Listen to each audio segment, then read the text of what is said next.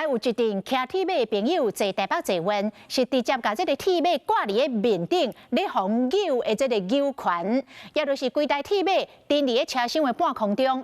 这万不一铁马若上落来，去向着旅客，才要负责咧。台北坐弯讲，因是无接到报案，也毋过这个铁马拢有指定的位置，若是违规黑白放，上悬会当罚款7500。民众坐捷运看到这个画面，真个讲气，是安怎脚踏车会挂悬悬，敢若靠椅只挂掉咧？若是捷运向动点，脚踏车落来卡到人，要算什么人的？有一点呢，会觉得好像那个扶手的地方都没办法抓，就有点危险吧。正来说，脚踏车应该是放地上，为什么会挂在上面？而且挂在上面会影响到别人。代志发生伫台北捷运，网友这是柑仔线行天宫往回民权西路站，看到这个现象，讲有够喊。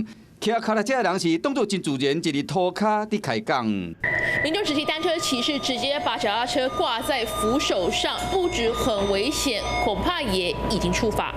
依照台北捷运公司的规定，民众若牵脚踏车，敢会使停放伫头尾车厢，必要时爱固定好。若脚踏车会当拗的，伊长跨悬的总合袂当超过220公分。文湖线各站台北车头无开放，像这款危险挂脚踏车的行为，上至会当罚7500块。旅客携带自行车应该车不离身，在车厢内必须随时扶持。行为有造成大众捷运系统设备损害，或者是构成危险之余，本公司得拒绝运送。这款行为引起众人骂，无论讲是因为趣味，还是讲贪着一时方便，这大众的运输工具，议员都要提出应该有的素质加公德心。